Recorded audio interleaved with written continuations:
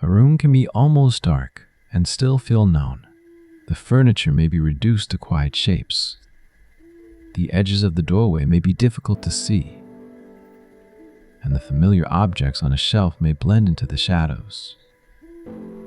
Yet the body often moves through the space with little hesitation. A hand reaches toward the usual place for a lamp. A step slows before the corner of a table.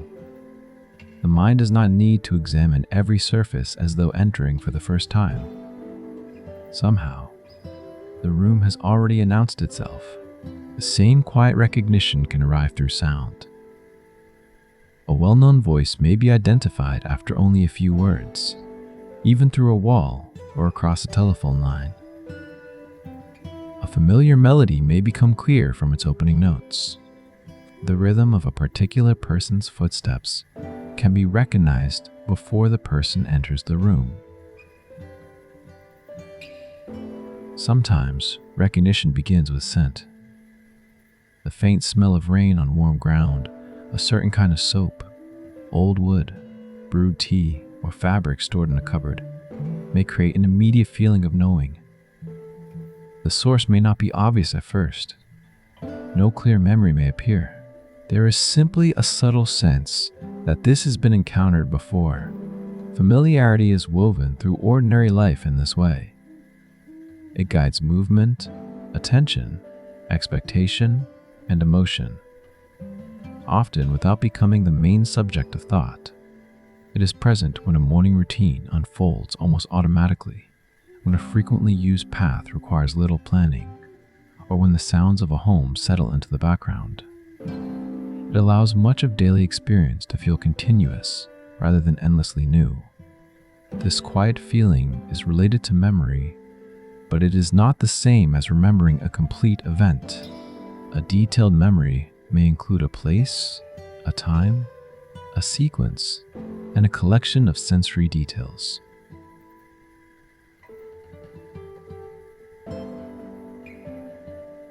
Someone might remember sitting beside a particular window on a winter afternoon, hearing rain against the glass and holding a warm cup. That is a memory with a setting and a story. Familiarity can be much simpler.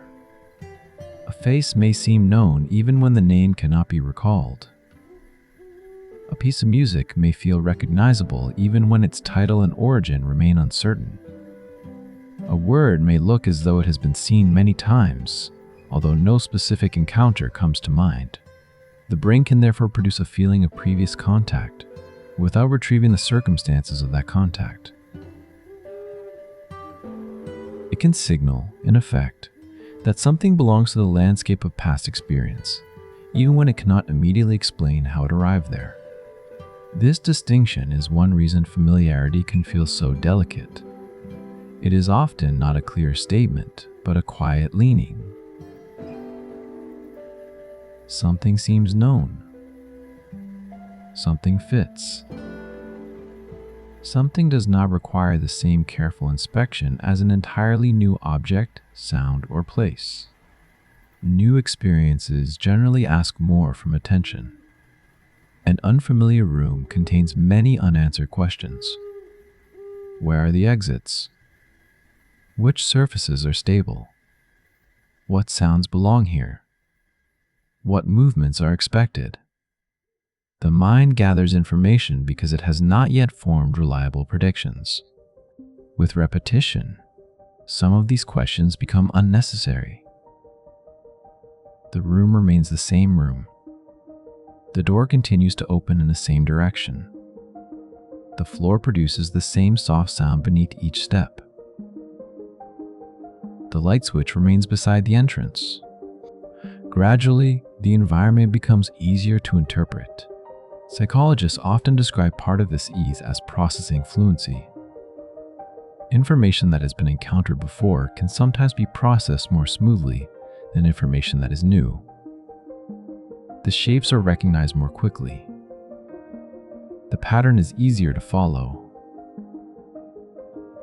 The sound requires less analysis.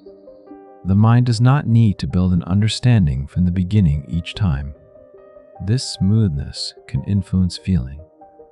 When something is easy to process, it may seem calmer, clearer, or more pleasing. The experience does not always become pleasant, and familiarity does not automatically make something safe. A familiar noise can still be irritating, and a well-known situation can still be uncomfortable. Yet in many ordinary settings, ease of processing reduces the amount of uncertainty the brain must manage. Uncertainty is not necessarily frightening. It is simply demanding. New information needs to be examined, compared, and placed into context. Familiar information arrives with some of that work already completed. This may help explain why a familiar room can feel restful after a day spent in changing environments. It may explain why a repeated musical phrase can feel settling, or why the ordinary sounds of evening can provide a sense of steadiness.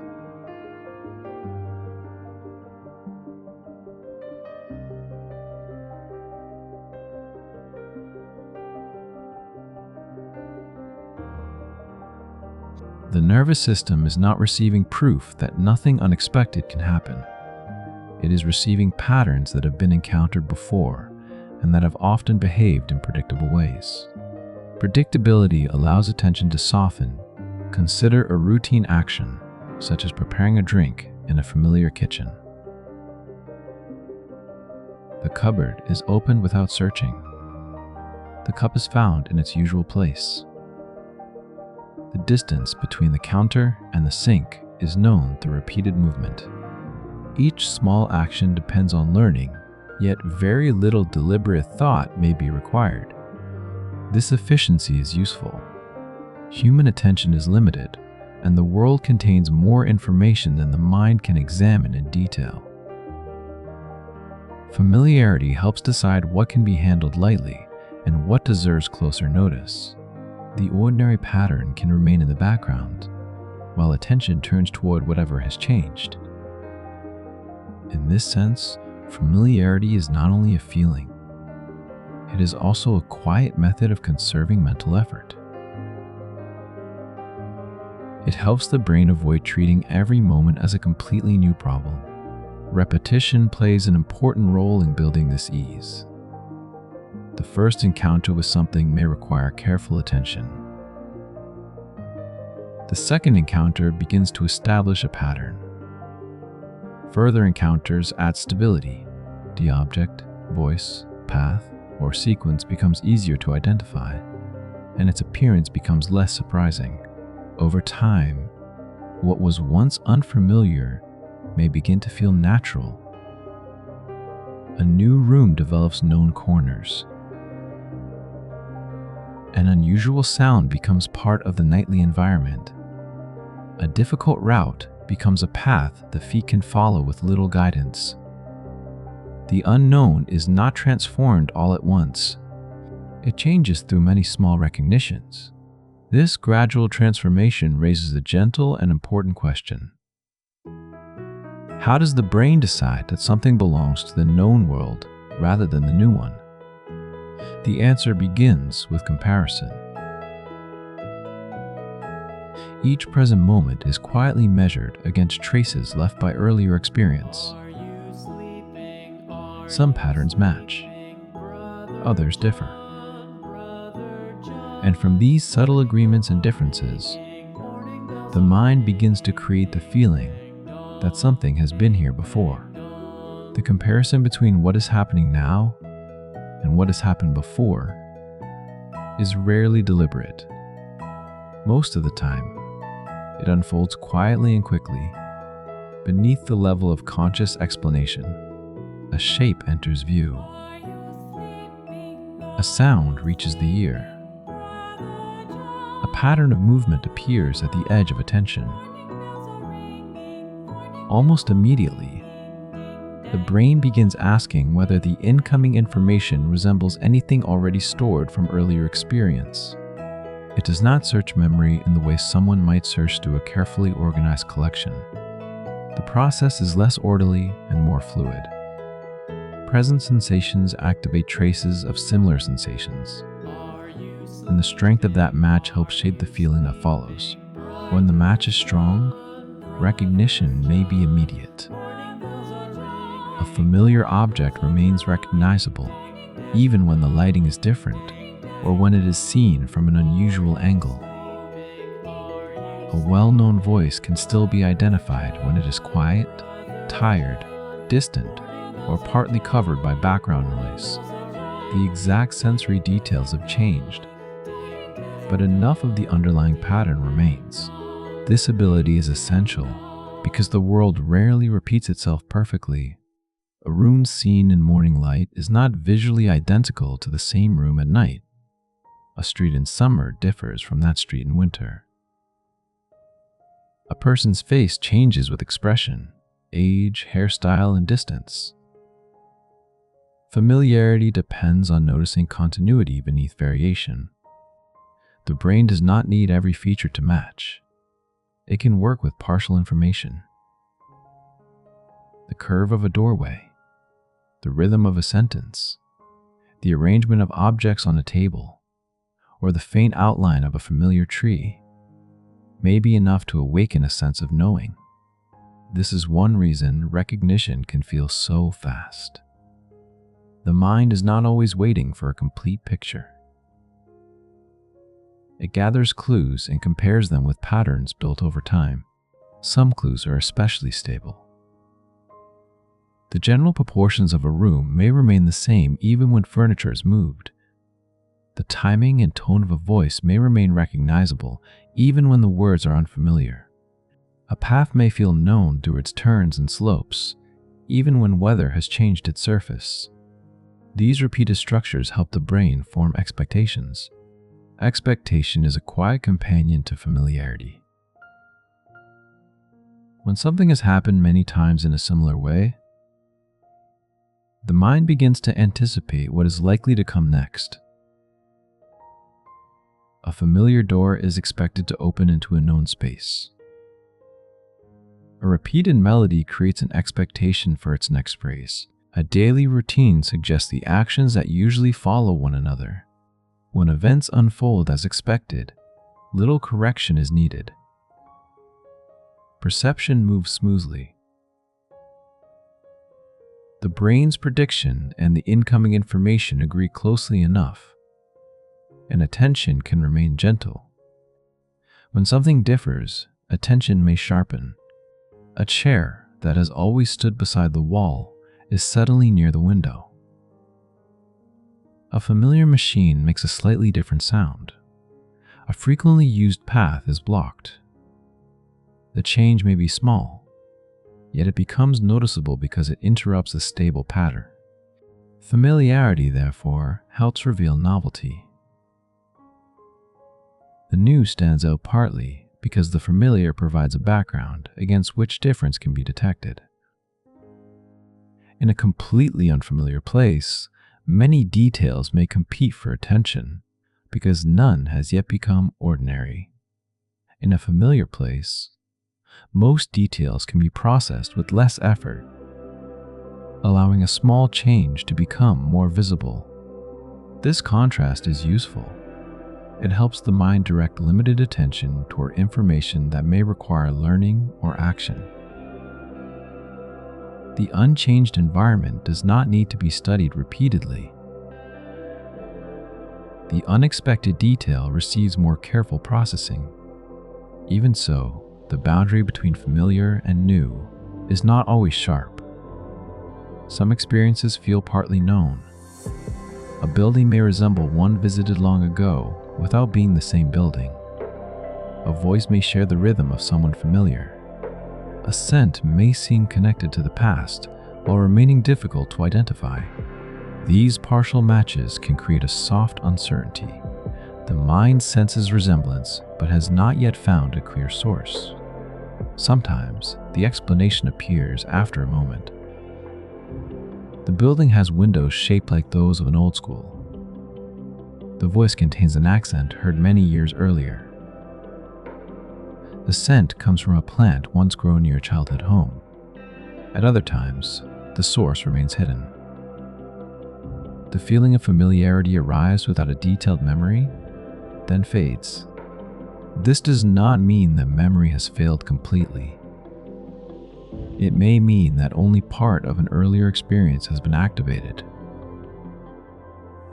A trace can influence present perception without becoming a full, conscious recollection. Much of memory works in this quiet way.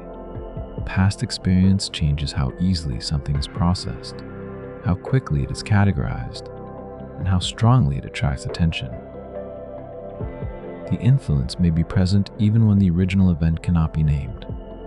A person may move confidently through a familiar building without remembering each previous walk through its corridors. The repeated journeys have shaped an internal sense of direction. Knowledge has accumulated through experience, even though the individual moments are no longer separate stories. The same is true of many ordinary skills. Repeated contact creates patterns that become easier to use. The hands learn the weight of a familiar object. The ears learn the usual sounds of a home. The body learns the timing of a staircase. The mind learns which details can be expected and which deserve notice. This learning is gradual.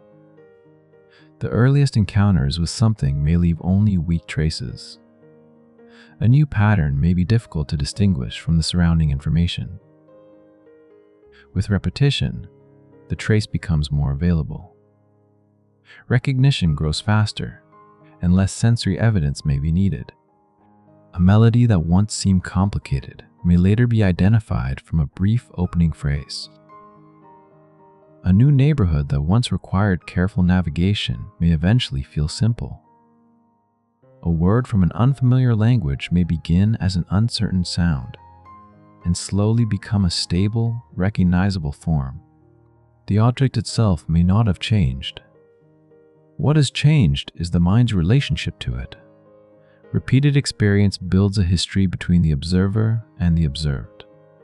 That history creates expectation, efficiency, and a sense of continuity. The unfamiliar becomes easier to place. It gains a position within the known world. This does not always happen at the same speed. Some patterns are learned quickly because they are simple, distinctive, or emotionally meaningful. Others require many encounters. Attention, context, and the conditions of learning all influence how strongly familiarity develops. Yet the general movement is gentle and common. What appears repeatedly becomes easier to recognize. What becomes easier to recognize often requires less effort. And what requires less effort may begin to feel more comfortable. From this simple progression, repetition can gradually shape preference, trust, and ease, even before the mind has formed a clear opinion about why something feels familiar. A familiar pattern can begin to influence preference before there is any strong reason to prefer it. This tendency is often called the mere exposure effect. In simple terms, repeated contact with something can make it feel more appealing, provided the encounters are not unpleasant or overwhelming. A shape seen several times, a melody heard occasionally, or a name encountered in different places may gradually begin to feel easier and more acceptable than something entirely new. The change is usually modest. Repetition does not guarantee affection, and it cannot turn every experience into a pleasant one. If something is irritating, threatening, or associated with discomfort, seeing it again may strengthen dislike rather than reduce it. But when an experience is neutral or mildly positive, familiarity can gently shift the way it feels. Part of this shift may come from fluency. The repeated pattern becomes easier to process. The mind needs less effort to recognize its structure, and that smoothness can be experienced as a faint sense of comfort. A tune that seemed ordinary on first hearing may begin to feel warmer after several quiet repetitions. Its rhythm is no longer uncertain. The next phrase becomes partly predictable. Small details that were missed before can be noticed without effort. The music has not become simpler, but the listener's brain has become better prepared for it. Something similar can happen with visual patterns. An unfamiliar style of design may initially seem difficult to interpret because its proportions and arrangements do not match established expectations. After repeated encounters, its internal order becomes easier to see. What once appeared strange may begin to look balanced. The effect can be so subtle that a person may not realize repetition has occurred. The sense of liking may appear before the source of familiarity can be consciously identified. This does not mean preference is entirely controlled by exposure. Human likes and dislikes emerge from many influences: sensory qualities, personal history, cultural learning, social experience, practical needs, and emotional associations. Familiarity is only one quiet influence among many. Still, it helps explain why repeated elements often become comforting parts of daily life. The pattern on a well-used cup, the shape of a lamp beside a chair, or the soft sound of a clock in another room may not attract much attention. Their value partly comes from their steadiness. They appear again and again without requiring interpretation. They belong. Belonging, in this small perceptual sense, is not a judgment about importance. It is the experience of something fitting smoothly into an established environment.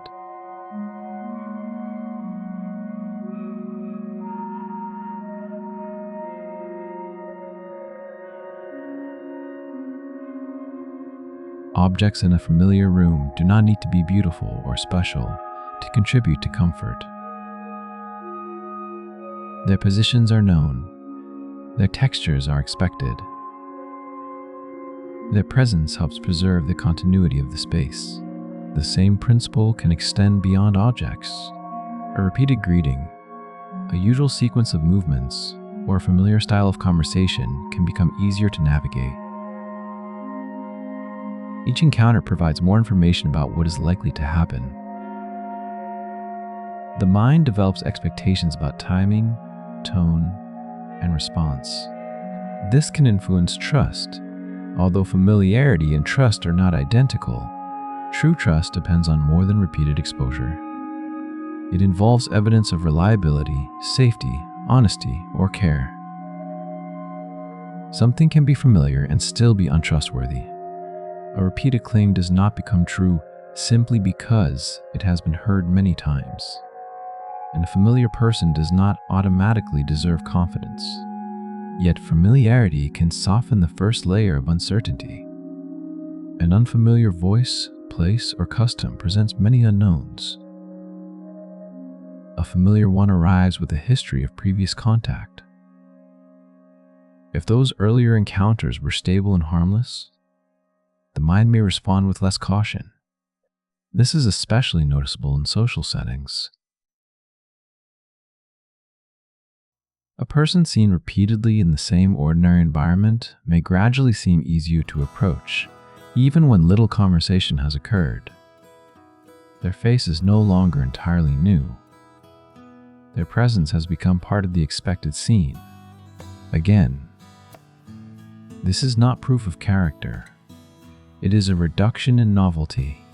The distinction matters because the feeling of familiarity can sometimes be mistaken for knowledge. Something may feel understandable because it is easy to recognize, even when its deeper meaning remains unclear. A phrase repeated often can seem obvious without being carefully examined.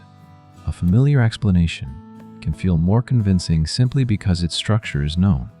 The brain's preference for fluent information is efficient, but efficiency does not always produce accuracy. In daily life, fluency is often useful. A clearly printed word is easier to read. A well-learned path is easier to follow. A familiar instruction is easier to carry out. But the smoothness of processing can also create a sense that something is correct, pleasant, or trustworthy when familiarity is the main reason it feels that way.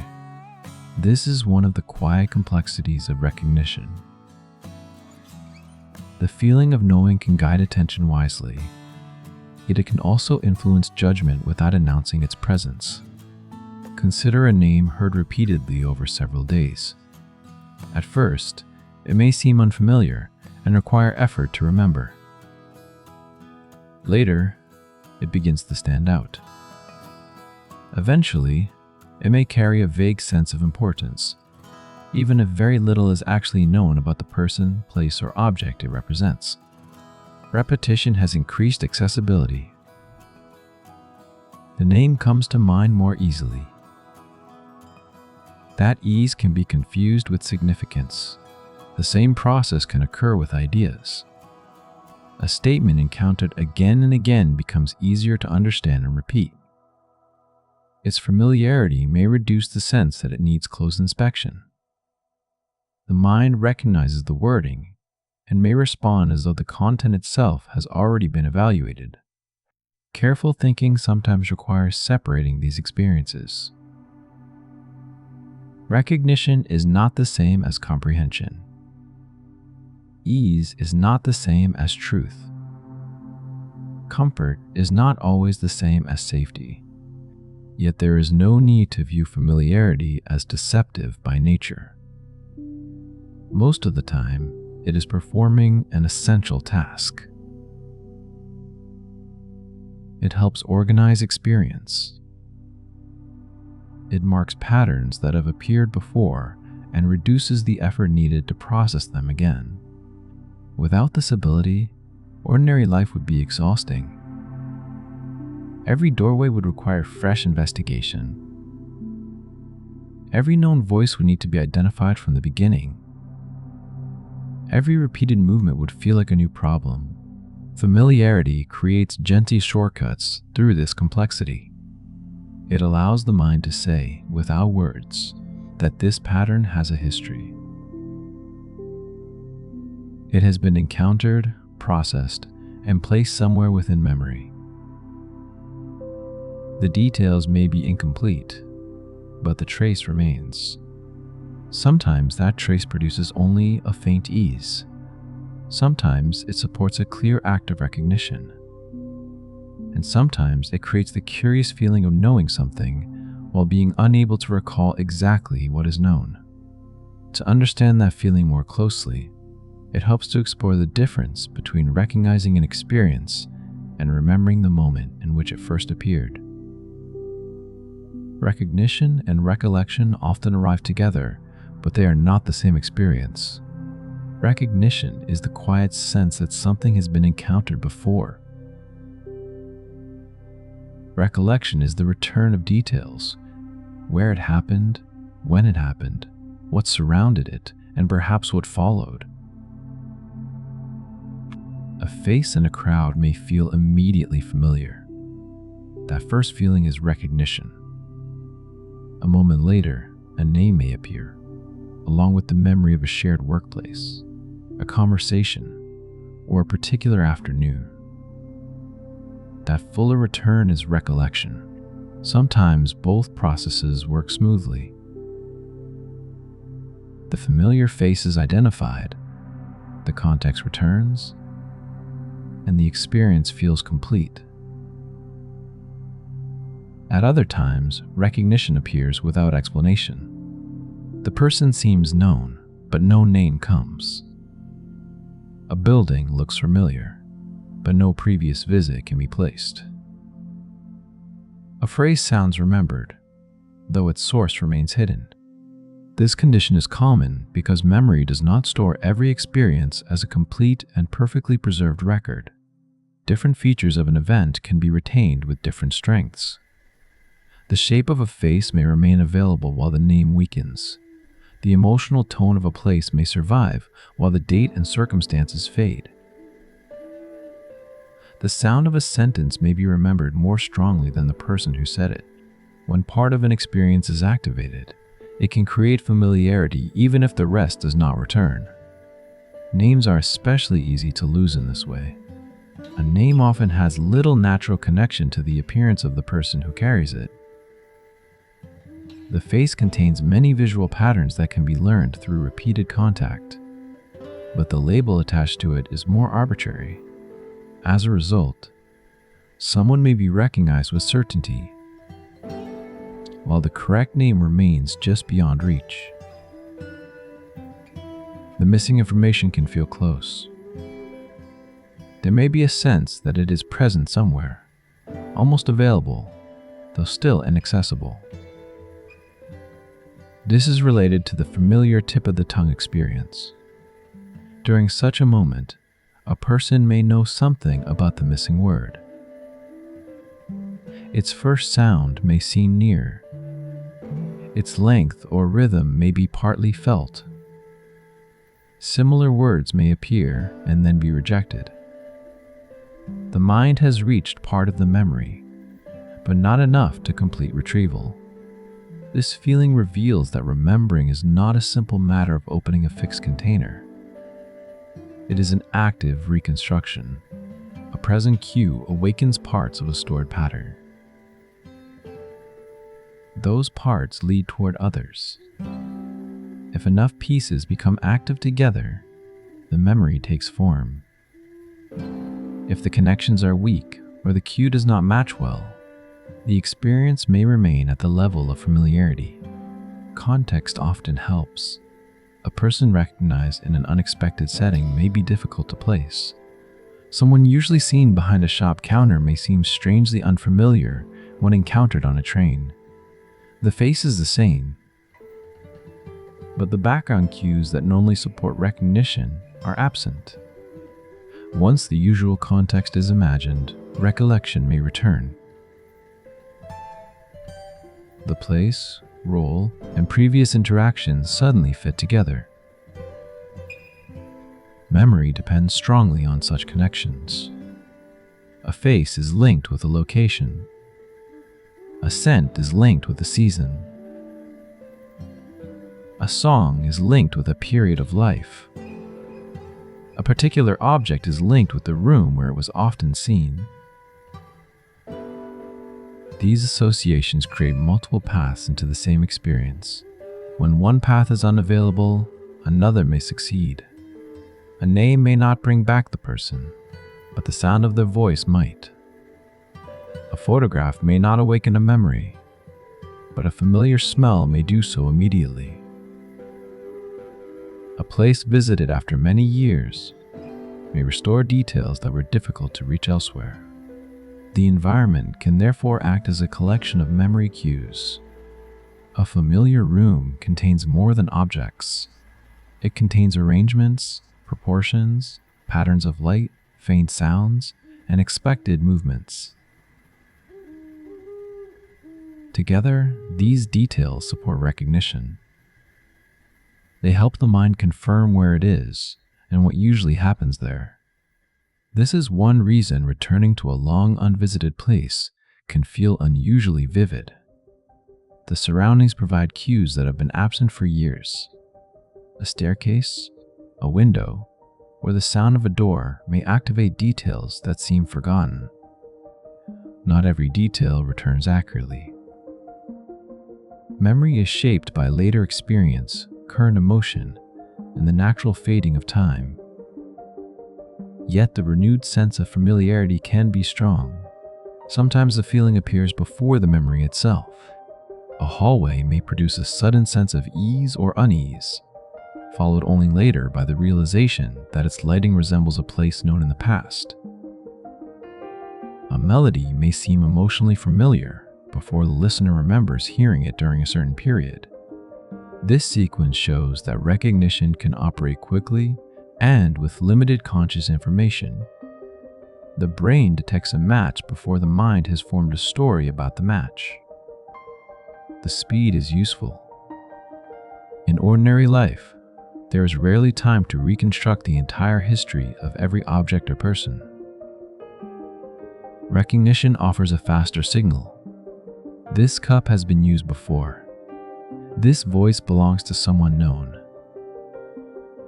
This route has been traveled. This pattern is not entirely new. The signal helps guide behavior, while more detailed memory remains optional. If the situation is routine, no further search may be needed. A familiar object can simply be used. A known voice can be followed. A common path can be taken. If the situation requires more information, the mind may continue searching. Where was this seen? Who does this resemble?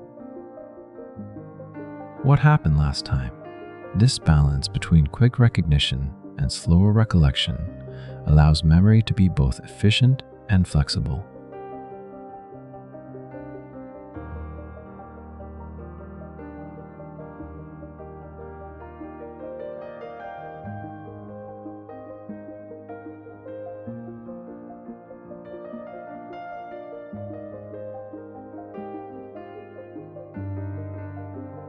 It also explains why familiarity sometimes feels stronger than the details that support it.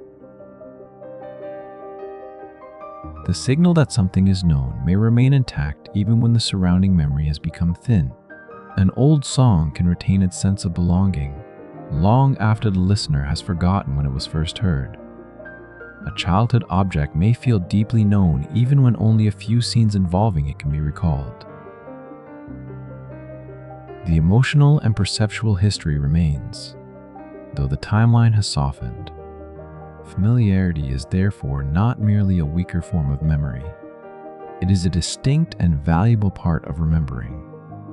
It gives the present moment a connection to the past without requiring the past to be fully reconstructed. It lets experience carry continuity even when details disappear. And as these signals of recognition accumulate, they do more than identify what has been encountered before. They begin to shape expectations about what is likely to happen next. Expectation grows quietly from repetition. When an event follows the same pattern many times, the mind begins to prepare for what usually comes next. A familiar sequence no longer feels like a collection of separate moments. It becomes a smooth path through time. A key turns in a lock, and the door is expected to give way. A kettle begins to warm, and the rising sound suggests that boiling will soon follow. The first notes of a well-known melody create a sense of the phrase that is about to arrive. These expectations are not always conscious. The listener may not be able to describe the structure of the music, yet still notice when a note is delayed or changed. A person may not think about the weight of a familiar door, yet feel immediate surprise if it suddenly moves too easily. Through repetition, the brain learns relationships between events. It notices what tends to appear together, what usually follows, what and which details remain stable across many encounters. This learning makes perception faster. The mind does not need to wait for every piece of information before forming an understanding. It can use past experience to make a gentle prediction, then compare that prediction with what is actually happening.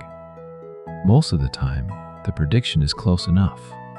The cup is where it is usually kept. The floor remains level beneath the next step. A familiar voice continues with its usual rhythm. Because the incoming information matches expectation, little adjustment is required. This agreement creates efficiency. An unfamiliar experience contains many possibilities. A new appliance may require close attention because its controls, sounds, and behavior are not yet known. A new route demands decisions at each turning. A conversation in an unfamiliar language requires careful listening because the patterns have not become automatic. Familiarity narrows the range of possibilities. Once an object or situation has been encountered repeatedly, the mind develops a clearer idea of what it is and how it is likely to behave. This does not remove all uncertainty, but it reduces the amount that must be managed at once. Reduced uncertainty can feel like ease. The feeling may be so ordinary that it goes unnoticed.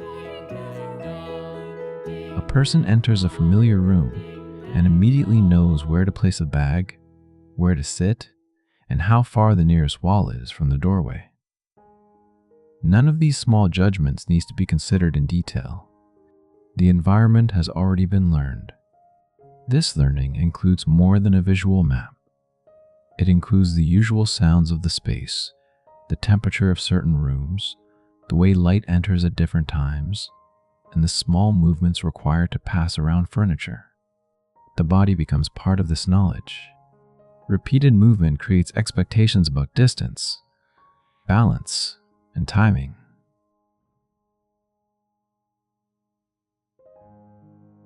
A staircase used every day develops a familiar rhythm. The feet rise to the expected height. The body leans at the usual angle. Attention can remain elsewhere because the pattern has become reliable. If one step is slightly higher than the others, however, the difference may be felt immediately. The familiar rhythm has been interrupted. This interruption shows how much prediction was already taking place. The brain had prepared the body for the expected movement. When reality differed, a correction became necessary. Attention returned to the staircase because the old prediction was no longer sufficient. Such corrections are a normal part of learning. They help expectations remain flexible rather than fixed. Familiarity is useful because it simplifies experience, but it must also allow the mind to notice when the world has changed. A familiar environment is therefore not ignored. It is monitored more lightly. Stable details are processed with little effort, while unexpected changes receive greater attention. This balance allows the mind to conserve energy without becoming completely unaware of its surroundings. The same principle applies to sound. A person living near a quiet railway may gradually stop noticing the regular passing of trains. The sound has become predictable. It arrives at familiar times, rises in a familiar way, and fades as expected. Yet an unusual sound from the same direction may become noticeable at once. The mind is not simply less sensitive. It has learned which pattern belongs there. Background sounds often become part of the identity of a place. The hum of ventilation, distant traffic, water moving through pipes, or the settling of wood in the evening may fade from conscious awareness, while still contributing to a sense of normality. When these sounds disappear, the silence may feel strangely noticeable. The expected pattern is missing. This reveals an important aspect of familiarity. It is not always the presence of a particular object or sensation that creates comfort. Sometimes comfort comes from the continuity of a whole pattern. A room feels familiar because many small details agree with one another. The light falls in an expected direction. The surfaces have known textures. The air carries familiar scents. The sounds arrive from predictable places. Together, these details tell the nervous system that the environment resembles one it has already experienced. Past experience does not guarantee safety. A known place can contain risk, and an unfamiliar place can be entirely secure. The feeling of familiarity should not be confused with an objective measurement of danger. Still, the nervous system must work with available information. When a setting has been encountered many times without harm, it may require less vigilance than a setting filled with uncertain signals. Attention can widen or soften. Muscles may hold less unnecessary tension. Movements may become slower and more automatic. The body does not need to prepare for every possible interpretation of the surroundings. This is one reason familiar spaces can feel restorative. After spending time in environments that demand constant decisions, returning to a known room can reduce the number of questions the brain must answer. There is no need to study the layout, interpret unfamiliar sounds, or search for basic objects. The space is already understood well enough for ordinary use. The comfort does not come from perfection. A familiar room may be small, untidy, or plain. Its value lies partly in predictability. The mind knows how the space behaves. This predictability can also be created through routine. Repeated actions arrange time, in much the same way that familiar objects arrange space. A usual evening sequence provides cues about what follows. A light is dimmed, a drink is prepared, a door is checked, and the pace of activity gradually changes. Each action becomes a signal for the next. Over time, these patterns can help the body anticipate transitions before they are consciously considered. The routine does not force a particular state, but it reduces uncertainty about what is happening. Familiarity, then, is partly a conversation between memory and prediction. The past provides patterns. The present confirms or corrects them. The future becomes slightly easier to anticipate. And when the world behaves in ways the mind has learned to expect, the nervous system can begin to treat the surroundings not as a puzzle to solve, but as a place it already knows. A place that feels known can change the way the body holds itself. The change is often small. Breathing may become more regular. Attention may no longer search every corner. Movements may require less preparation.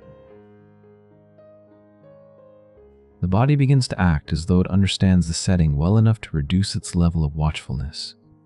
This does not happen because familiarity proves that a place is safe. A familiar environment can still contain discomfort or danger, and an unfamiliar environment can be peaceful and secure. The nervous system does not possess perfect knowledge. It responds to patterns, history, and the amount of uncertainty present in the moment. A known place usually contains fewer unanswered questions.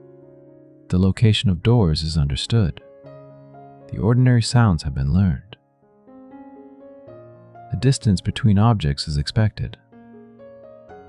The mind has some idea of who is likely to appear, what usually happens there, and which sensations can remain in the background. An unfamiliar place offers less guidance from memory. Even when it is pleasant, it may require more observation. The eyes notice the layout. The ears separate one sound from another. The body quietly learns where to move and where to pause. This extra attention is not necessarily anxiety. It is often simple orientation. The brain is gathering enough information to create a stable model of the environment. With repeated visits, the model becomes more reliable. A guest room that once seemed full of unfamiliar shadows may begin to feel ordinary after several nights. A new office may gradually develop a recognizable rhythm. A walking route may lose its complexity as its corners, slopes, and landmarks become known. The place has not only been seen more often, it has become predictable through experience. Predictability is important because the nervous system constantly prepares the body for what may happen next. When surroundings are difficult to interpret, more resources may be kept available for response. Attention remains slightly more focused on changes, unfamiliar movements, and unexpected sounds. When the environment repeatedly behaves as expected, some of that preparation can ease. A familiar chair supports the body in a known way. A familiar floor produces an expected sound. A familiar window allows light to enter from the same direction each morning. None of these details is powerful alone, but together they form a pattern of continuity. The body learns this pattern through repetition. It learns not only through conscious memory, but through movement and sensation. The hand knows the resistance of a particular drawer. The feet know the quiet rise between two rooms. The shoulders adjust to the shape of a well-used seat. These physical expectations can make a place feel settled before any deliberate thought appears. This may be especially noticeable after returning from travel. A person may enter a familiar home and immediately sense the difference in scale, sound, temperature, and movement. The room may not be objectively quieter or more comfortable than the places visited, yet the body no longer needs to calculate so many small details. It already knows how to be there. The same effect can occur in much smaller spaces. A regular corner of a library, a usual seat on a train, or a familiar table in a cafe may develop a quiet sense of personal ease. The place is shared with others, but repeated use creates a history of predictable experience. That history supports orientation. The mind knows what can usually be seen from the seat. It knows the direction from which people approach. It knows where sounds tend to come from and how the light changes over time. Familiarity reduces the work of placing oneself in space. This may help explain why an unexpected change in a familiar environment can feel more noticeable than the same feature in a new place. A moved object, a different scent, or an unusual silence interrupts the established model. The nervous system briefly increases attention because prediction and reality no longer match. Once the change is understood, the environment can become stable again. A new piece of furniture is added to the mental map. A different sound is identified. The familiar setting expands to include the change. Familiarity is therefore not fixed. It is continually updated. A room can remain recognizable while its details slowly change. Walls are repainted. Objects are replaced. Seasons alter the light. People come and go. The mind preserves continuity by connecting the new version of the place with the earlier ones. This ability allows familiarity to survive gradual change. It also shows why comfort often depends on a collection of cues rather than one perfect arrangement. A familiar environment does not need to remain frozen. Enough of its structure, rhythm, and meaning can stay consistent for recognition to continue. The scent of the room may remain.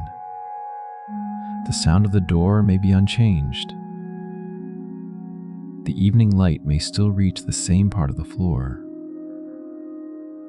Small continuities hold the place together across time. Bedtime environments often rely on this kind of quiet stability. The same room, similar lighting, a known temperature, and ordinary household sounds can provide a repeated context for rest. Over many nights, these cues become associated with a slowing of activity. The body begins to recognize the sequence. A lamp is dimmed. Movement becomes less frequent. The sounds of the day become more distant. Familiar surfaces and textures return to awareness. None of these cues guarantee sleep, but together they reduce the novelty of the transition. The environment does not have to explain itself. This is one reason sleeping in an unfamiliar place can feel different, even when the bed is comfortable. The room contains sounds that have not yet been classified. The direction of the doorway may be remembered consciously. Light enters through unfamiliar gaps. The body has not learned which noises are ordinary part of attention may remain occupied with orientation. After several nights, the same room may feel easier. The sound from the hallway becomes expected. The pattern of morning light becomes known. The path to the door no longer requires thought. The surroundings begin to move from newness toward familiarity.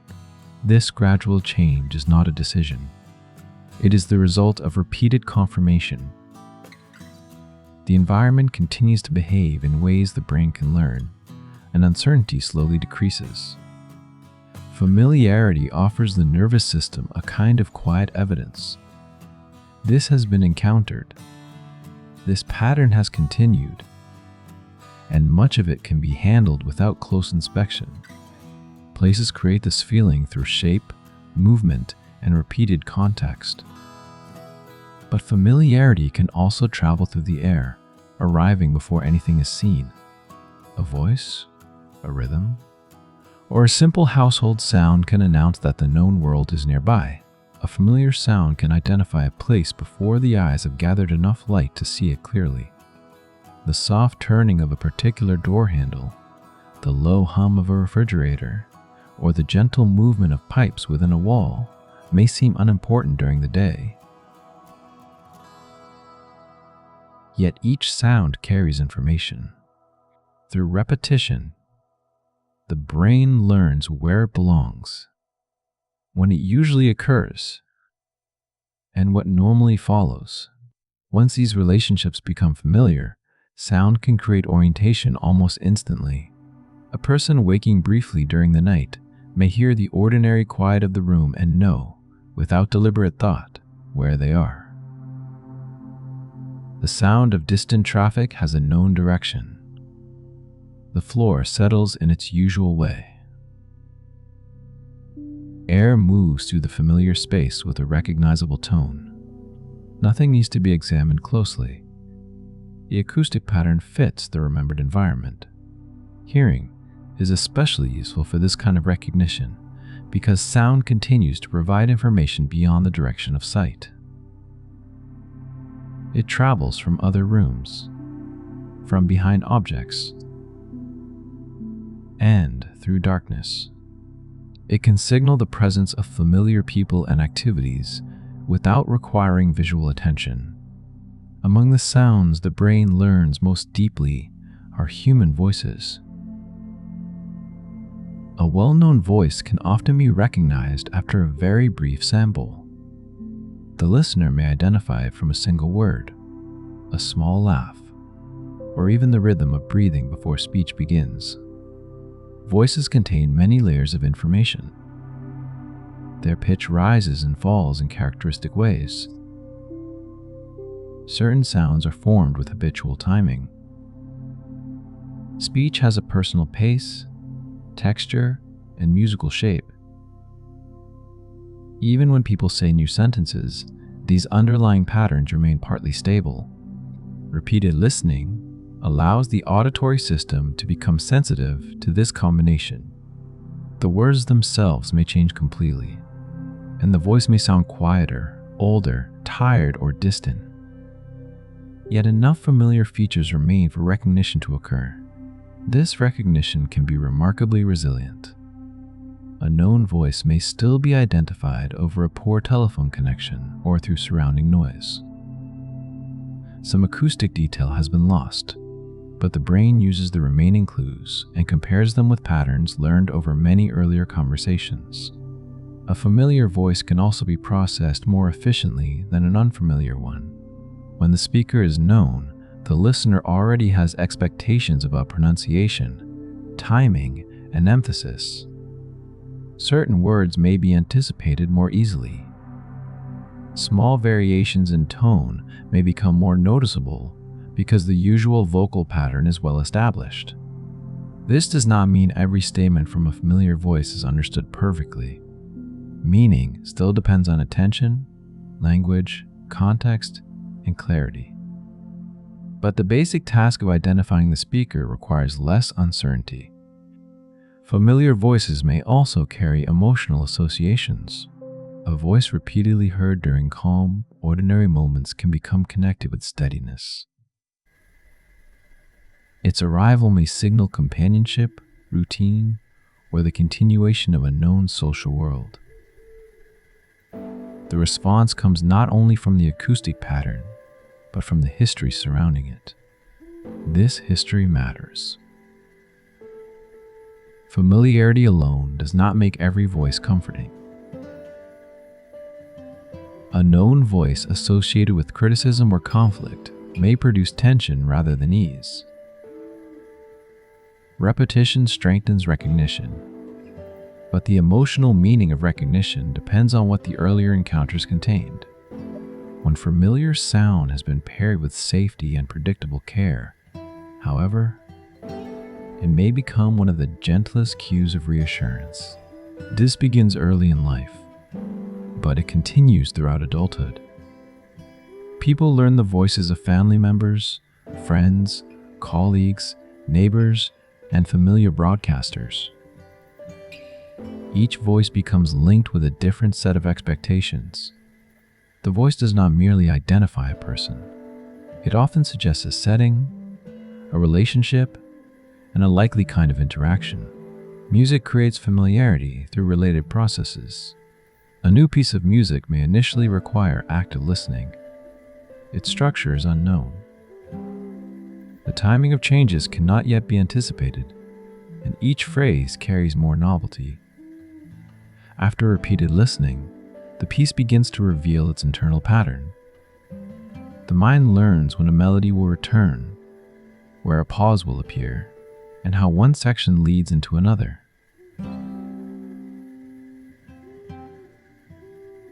The music becomes easier to follow because its future is no longer entirely uncertain. A familiar song may be recognized from only a few notes. Sometimes a single rhythm is enough. The pleasure of familiar music often comes partly from this balance between prediction and confirmation. The listener senses what is approaching, and the expected phrase arrives.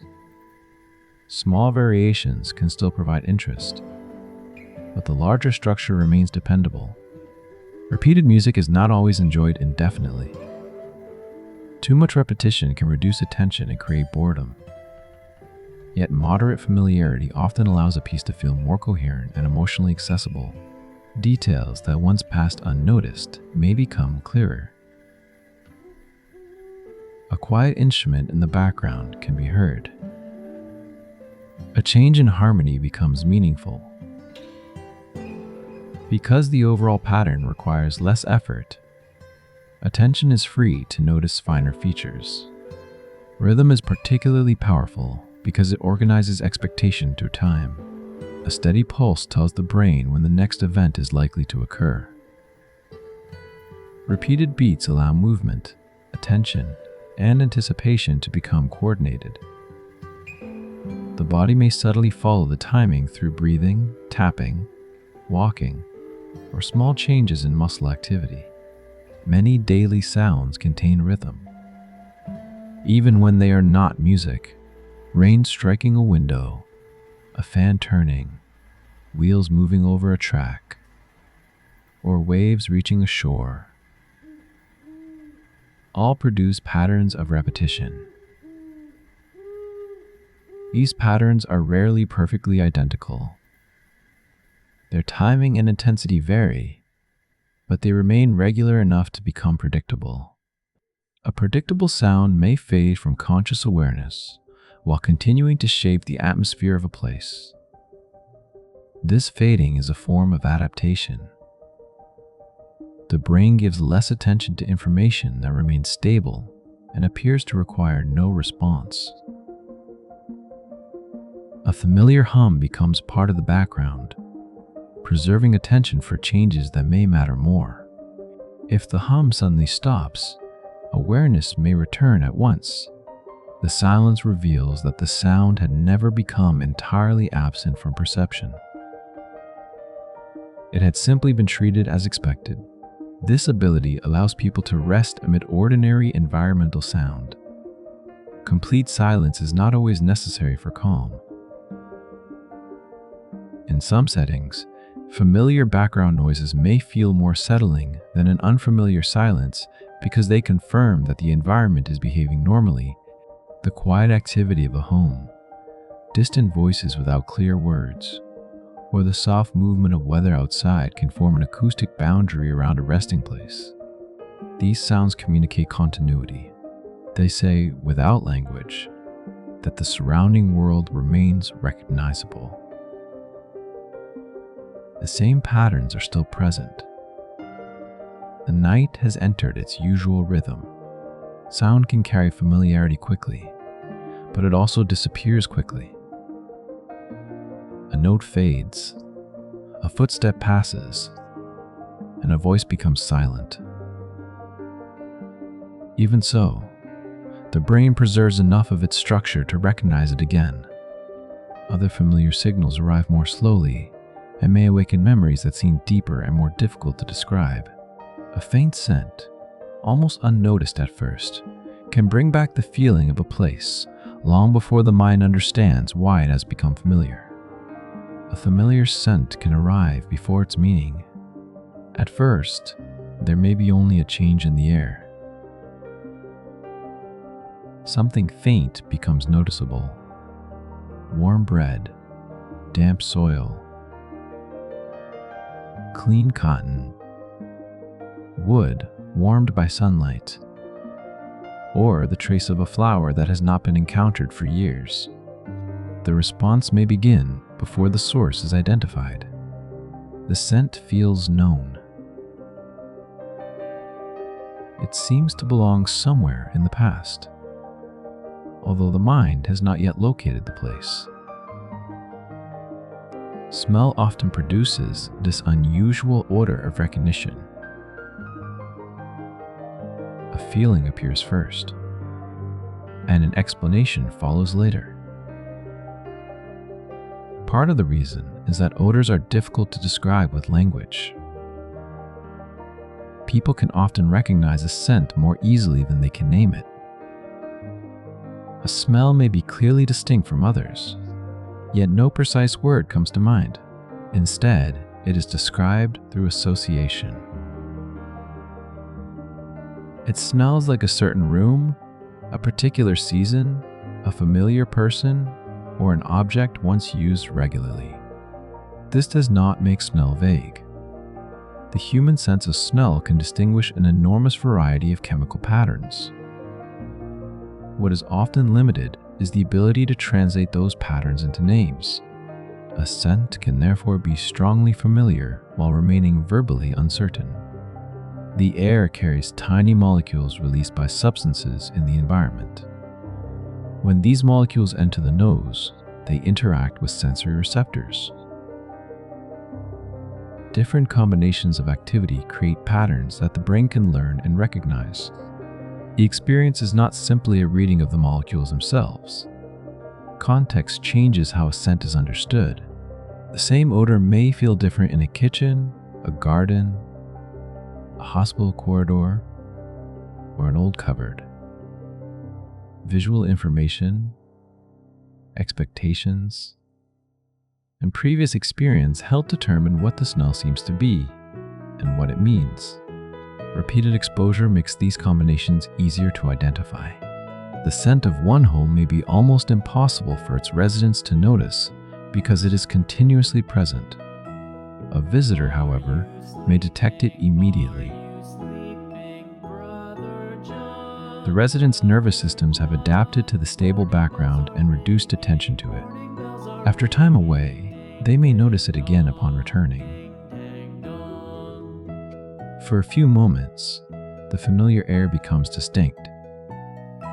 Then, it gradually fades into the background, as the brain confirms that the pattern is stable and requires no special response. This adaptation is useful. If every constant odor remained equally vivid, the sense of smell would have difficulty detecting change. By reducing attention to what persists, the system becomes more sensitive to something new. A faint, unfamiliar scent can stand out against the known atmosphere of a room. This is similar to the way an unexpected sound becomes noticeable in a familiar acoustic environment. The background pattern provides a reference. Change becomes easier to detect because the ordinary has already been learned. Familiar scents also become linked with repeated activities. The smell of coffee may be associated with morning light, quiet movement, and the beginning of a daily routine. Soap may be connected with the end of the day. Paper, dust, and polished wood may belong to a library or study. Through many encounters, the scent becomes more than a chemical signal. It becomes a cue for a larger setting. When the cue appears, related expectations may begin to awaken. A familiar food aroma can prepare attention for eating before the food is seen. The scent of rain can bring awareness to open windows or changing weather. A known household smell can confirm location even in darkness. These responses emerge because smell has been repeatedly paired with other events. Some associations are recent and ordinary. Others extend across many years. A scent from childhood may remain recognizable long after the details of individual days have faded. The smell of a particular material, plant, or recipe can briefly restore the atmosphere of an earlier time. This return may feel unusually immediate. A visual reminder often allows a person to observe the past from a distance.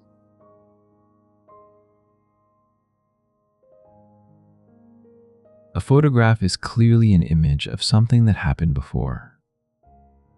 A scent can feel less separate.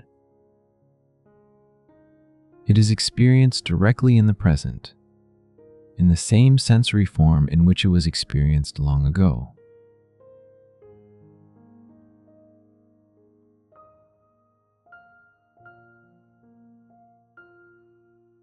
The old context may seem to gather around it.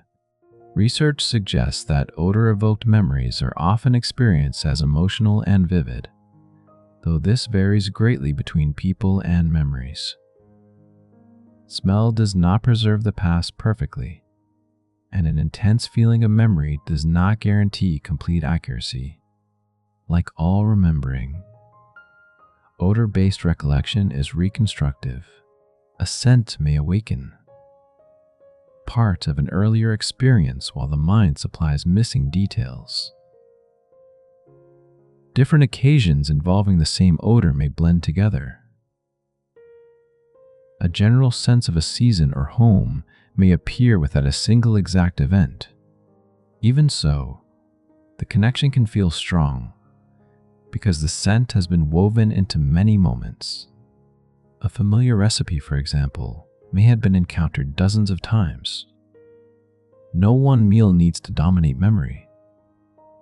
The repeated aroma becomes associated with a whole pattern of rooms, voices, times of day, and shared routines. The scent represents continuity rather than one isolated occasion. This helps explain why familiar smells can influence comfort. A clean blanket, a usual shampoo, or the ordinary scent of a bedroom may contribute to the sense that a place is known. The effect is often subtle because these odors are not being actively examined. They form part of the background evidence that the environment matches expectation. When the expected scent is absent, or when an unfamiliar one appears, the room may feel slightly different even before the reason is understood. Hotels, new homes, and recently cleaned spaces often have odors that have not yet become part of personal experience. The surroundings may look comfortable, but the air still carries unfamiliar information. After repeated stays, the scent can become less noticeable. It may even become a sign that the place has been reached again. Objects can carry familiar scents as well. Clothing, books, wooden furniture, and stored fabrics absorb traces from the environments in which they have remained.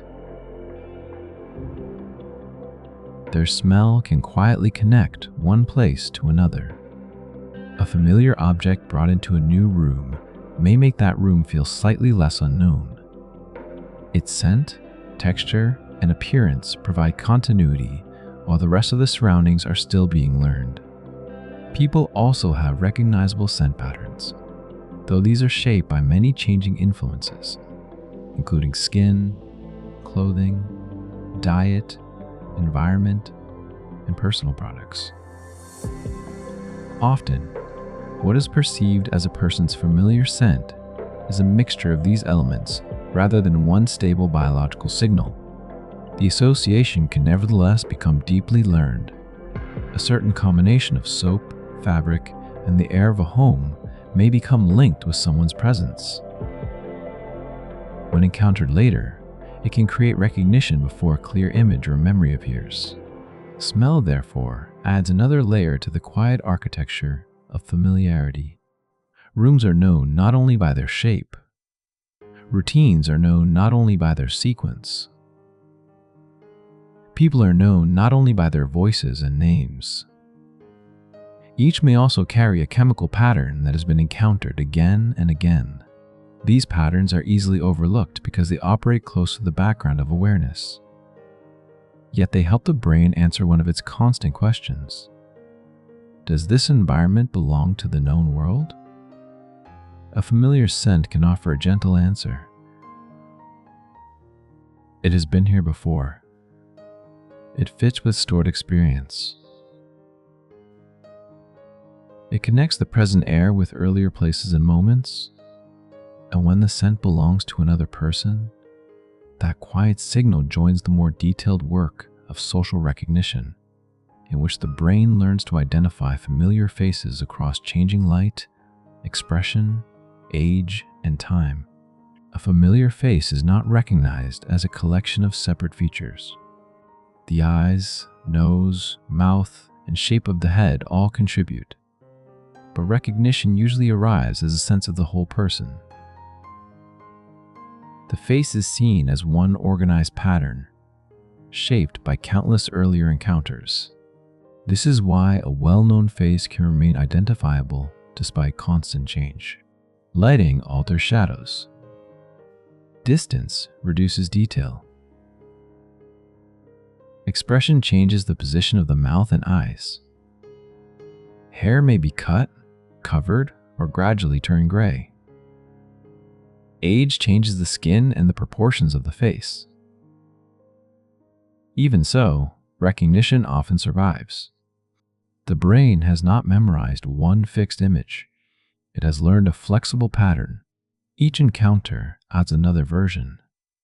The face is seen from the side, from below, in bright daylight, in a quiet room, while speaking, smiling, concentrating, or resting. Over time, these different views become connected. Recognition becomes less dependent on any single detail. A photograph of an unfamiliar person may be easy to match with an identical photograph, but harder to match with another image taken from a different angle. With a familiar person, the variation is easier to manage because the observer has learned which features remain meaningful across many appearances. Movement also becomes part of facial familiarity. A person has characteristic ways of raising the eyebrows, turning the head, pausing before speaking, or forming certain expressions. These small patterns can support recognition when the still appearance is unclear.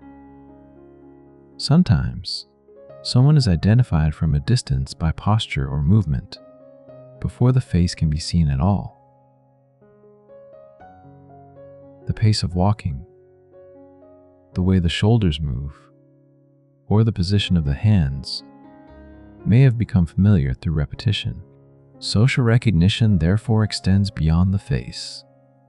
Voice, movement, clothing, usual location, and context all contribute.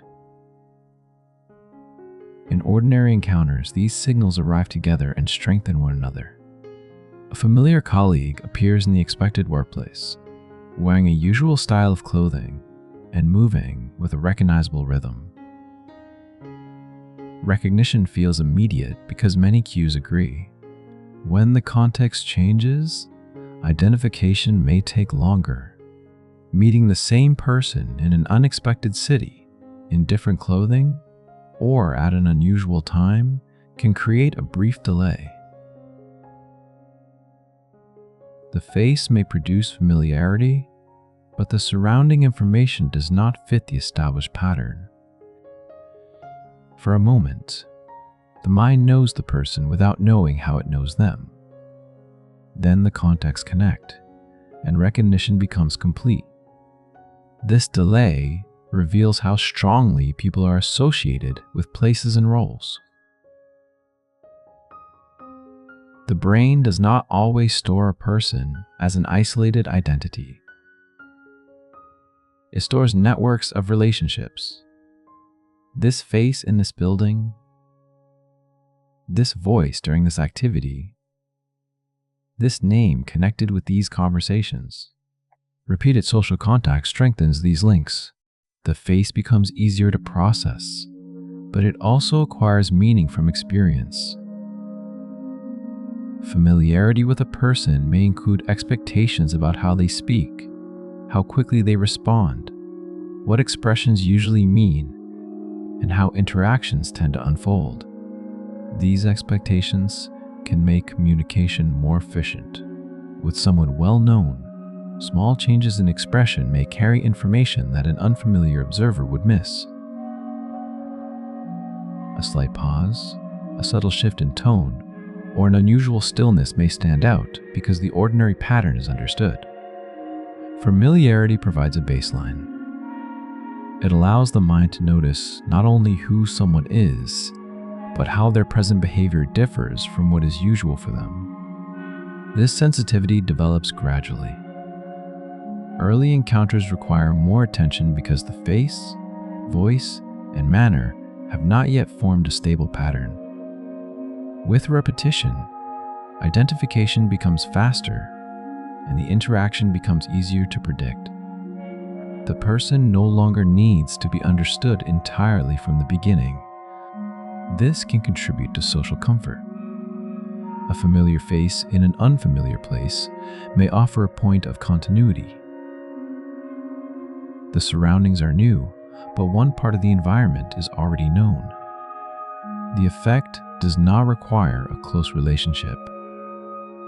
A person seen regularly in a neighborhood, shop, station, or workplace may become part of the expected social background.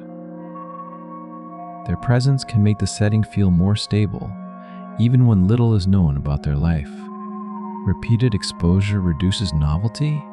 As with other forms of familiarity, this reduction may create a mild increase in ease. Yet it is important to separate social familiarity from genuine knowledge. Recognizing a face does not mean understanding the person. Predicting a greeting does not reveal their private thoughts. Repeated contact may create comfort, but it does not guarantee kindness, reliability, or trustworthiness. Trust must be shaped by behavior over time. Still, familiarity can influence the first emotional response. An unknown face may require more attention simply because the mind has not yet learned how to categorize it. A familiar face arrives with a stored history, even if that history consists only of quiet, repeated, neutral encounters. Human beings are highly sensitive to faces because faces carry so much social information. They help identify individuals, direct attention, and communicate emotion and intention. But facial recognition is not equally easy for everyone. Some people are especially skilled at remembering faces. Others find it difficult, particularly when meeting someone outside the context in which they were learned. In rare cases, a person may have significant and persistent difficulty recognizing familiar faces, even when vision is otherwise adequate. This variation reminds us that a process which feels effortless is supported by complex learning. Most recognition happens so quickly that its difficulty remains hidden. A face appears, and identity seems to arrive at once. Beneath that immediate experience, the mind is comparing present information with a large collection of earlier views. It must recognize sameness within change. It must distinguish one familiar face from many others that share similar features. It must combine visual information with voice, movement, setting, and memory. It must sometimes decide whether the sense of familiarity belongs to this person or merely to someone who resembles them. Resemblance can create uncertainty. A stranger may have the posture, hairstyle, or expression of someone known. For a moment, familiarity appears. Closer inspection then reveals that the match is incomplete. This brief experience is ordinary. The brain begins recognition from partial information and updates its judgment as more detail becomes available. Familiarity is therefore not a perfect signal. It is an informed impression based on resemblance and past exposure. In most daily encounters, it works well enough to make the social world manageable. Without it, every person would remain endlessly new. Names, voices, expressions, and relationships would have to be rebuilt with each meeting. Instead, familiar people carry continuity from one encounter to the next. Their faces change, conversations change, and years pass. Yet recognition connects each new meeting with the history that came before. Places can develop this same continuity. A room, street, or pathway may remain familiar across seasons and gradual alterations, allowing the mind to recognize not a person, but a stable arrangement of space. A familiar place is recognized through more than appearance. It is known through distance, direction, movement, sound, and the repeated relationship between one location and another. A room becomes familiar not only because its walls and furniture have been seen before, but because the body has learned how to move within it. The doorway is a certain number of steps from the bed. The window is reached by passing the edge of a table. The floor changes slightly beneath the feet near the entrance. These details may never be described consciously, yet together they create a quiet knowledge of space. This knowledge allows movement to become easier. In a new room, attention may remain close to the surroundings. The eyes check the position of furniture. The body adjusts its path. Small decisions are made about where to turn, where to place an object, and how much space is available. After repeated experience, many of these decisions fade from awareness. The route through the room becomes a learned sequence. Movement follows expectation rather than continuous calculation. The same process occurs on a larger scale. A path through a neighborhood may first feel like a series of separate instructions. Walk to the crossing, turn beside a particular building, continue past a row of trees, and look for the next corner. With repetition, the route begins to feel whole. The turns connect. Landmarks become familiar. The distance between one point and another acquires a recognizable rhythm. Eventually, the path may be followed while attention rests on other things. This does not mean the surroundings are no longer perceived. They are being processed efficiently. Stable features confirm location without requiring close examination. A familiar building at the end of a street, the slope beneath the feet, or the sound of traffic from a certain direction may be enough to preserve orientation. Landmarks are especially useful because they provide stable reference points. A large tree, a bridge, a tower, or the shape of a roof can help organize the surrounding area. Once the landmark is known, nearby routes become easier to place in relation to it. the mind gradually builds connections between locations. One street leads toward the river. Another returns to the station. A narrow path passes behind a familiar garden. The environment becomes not just a sequence of views, but an organized pattern. This internal knowledge is often described as a mental map. Although it is not necessarily like a detailed map seen from above, some people remember places mainly through landmarks. Others rely more on sequences of turns, distances, or the felt direction of movement. Most use a mixture of these strategies. The representation may also change with experience. At first, a route may be remembered as a chain of actions.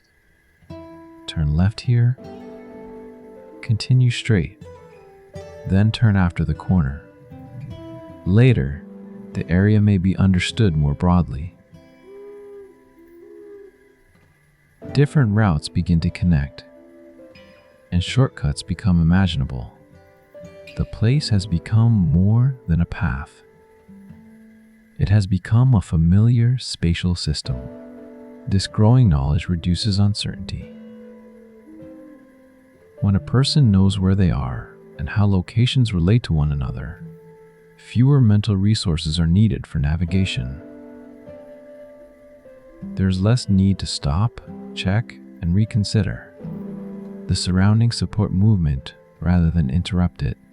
A familiar route can therefore feel calming, even when it is not especially beautiful.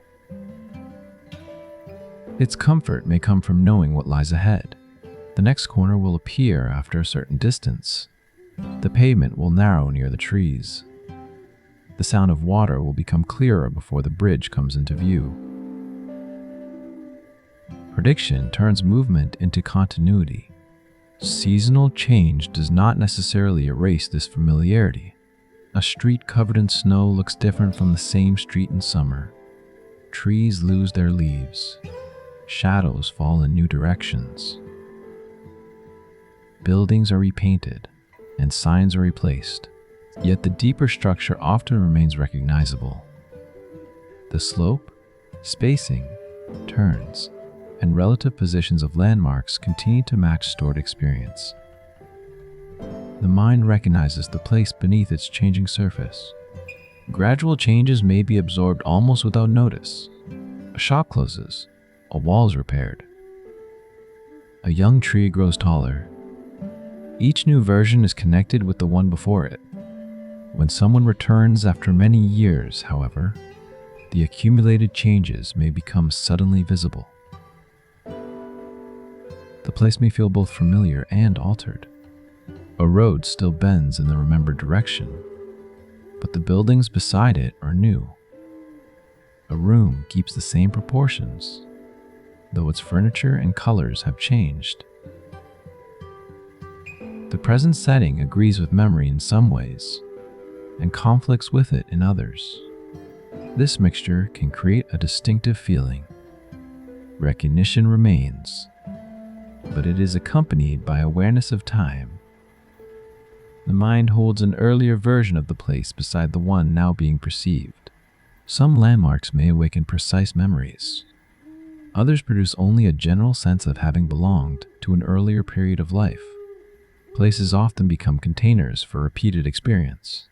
A kitchen is not remembered through one meal, but through hundreds of ordinary visits. A path is not known through one walk, but through the accumulation of changing weather, different times of day, and countless quiet journeys. The familiarity belongs to the pattern as a whole. Because of this, a place can carry emotional meaning even when no single event explains it. A room may feel peaceful because it has repeatedly held calm activities. A certain street may feel welcoming because it was often traveled during a stable period. The emotional tone is built gradually. It is also possible for a familiar place to feel uncomfortable. Repeated experience does not always create ease. If a setting has been associated with stress, conflict, or uncertainty, Recognition may prepare the body for those patterns instead. Familiarity strengthens expectations, whatever those expectations may be. This is why the known and the safe should remain carefully distinguished. A place can feel familiar because it has been experienced often, while its emotional meaning depends on what repeatedly occurred there. When the history has been neutral or reassuring, spatial familiarity can reduce the effort of orientation and allow attention to relax. The person knows where objects belong. They know which sounds come from which direction. They know how the light changes, where the floor creaks, and how long it takes to reach the door. These small forms of knowledge create a stable background. They also support daily action. A familiar place is usually connected with familiar behavior. The arrangement of a kitchen encourages a known sequence of movements. The entrance of a home prompts the placing of keys or shoes. A particular chair becomes associated with reading, conversation, or quiet rest. Environment begins to cue the actions that commonly occur within it. Over time, place and routine become closely linked. Entering the setting can prepare the mind and body for the next part of a repeated sequence, even before any deliberate plan has been formed. In this way, familiarity organizes not only the space around us, but also the ordinary patterns through which each day unfolds. A familiar routine gives time a recognizable shape. The actions may be simple: opening curtains in the morning, preparing the same cup, placing keys in a usual spot, or turning off lights in a familiar order at night. Each movement is small, yet repetition connects the movements into a sequence that can unfold with little deliberate planning. At first, a new routine requires attention. The steps must be remembered. Their order may feel uncertain. A person may pause to decide what comes next, or return to something that was forgotten. The sequence exists mainly as an intention. With repetition, the actions begin to support one another. Finishing one step makes the next more likely. Reaching for a cup leads naturally toward the kettle. Putting on a coat brings attention to the keys. Closing a book may lead toward dimming a lamp. The environment becomes filled with cues. A cue is simply something that helps an action begin. It may be an object, a place, a sound, a time of day, or the completion of an earlier movement. The cue does not force behavior, but it makes a familiar response easier to access. A toothbrush seen beside the sink can begin a well-practiced sequence. A particular chair may invite reading. The sound of an evening clock may mark a change in pace. The sight of shoes near a doorway may prepare the body to leave. Through repeated pairing, the cue and the action become connected. This is one reason routines often feel easier in the places where they were learned. The room contains reminders built into its arrangement. Objects appear where they are normally used. Each location supports a certain part of the sequence. When the same routine is attempted in a new environment, more thought may be needed. The objects are stored differently. The light switches are in unexpected places. The usual signals are missing. Even a simple action can briefly become less smooth because the context no longer guides it in the familiar way. A morning in an unfamiliar kitchen may involve several small searches. Cups are found in one cupboard, tea in another, and spoons in a drawer that would not have been guessed. None of these tasks is difficult, but together they require more active attention than the same routine at home. After several mornings, the new arrangement becomes easier. The mind learns where things belong. Movements grow more direct. A new set of cues forms around the repeated behavior. This gradual easing shows that routines are not stored only as lists of instructions.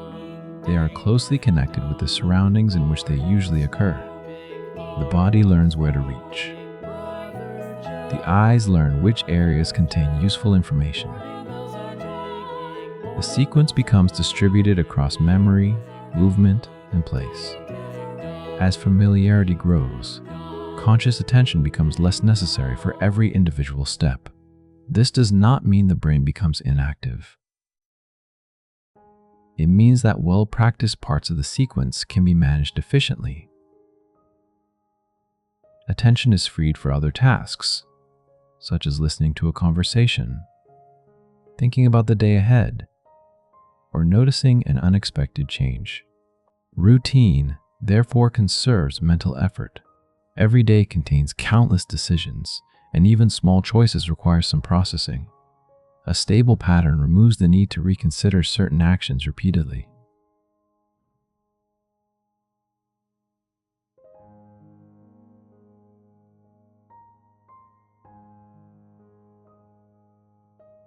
The cup is kept in the same place. The route to work is already known. The order of an evening sequence has been established. These choices may still be changed, but they do not need to be rebuilt each day. This can create a sense of continuity. Morning follows a pattern that resembles earlier mornings. Evening carries signals that have appeared on many evenings before. The present day remains distinct, yet its familiar structure connects it with the days surrounding it. Such structure can be reassuring during periods of change. When larger circumstances are uncertain, small routines may preserve a portion of predictability. Preparing a usual meal, taking a familiar walk, or arranging a room in a customary way can provide moments in which expectations are likely to be fulfilled. The comfort comes partly from knowing the sequence and partly from experiencing it again. Each completed action confirms the pattern. The movement still leads where it usually leads. The objects respond as expected. Time briefly follows a known path. Routine, however, is not always comforting. A repeated sequence can become tedious when it offers too little variation. The same predictability that reduces effort can also reduce interest. Once the brain has learned a pattern thoroughly, there may be less new information to hold attention. This is one source of boredom. Boredom does not mean the routine has lost all value. Many necessary and useful actions remain repetitive. It means that the balance between familiarity and novelty has shifted. The sequence is so well predicted that attention begins to search for something else. The mind may wander during folding clothes, washing dishes, or traveling a well-known route because the task itself requires only part of its available attention. This can be pleasant, neutral, or frustrating, depending on the situation. Some repeated actions provide a gentle background for thought. Their rhythm is stable, their demands are moderate, and their outcome is understood. Others feel empty because they continue without enough purpose or variation. Familiarity reduces surprise. But people do not seek the absence of surprise at every moment. A life made entirely of unfamiliar experiences would be exhausting. A life without any novelty might feel narrow and unstimulating.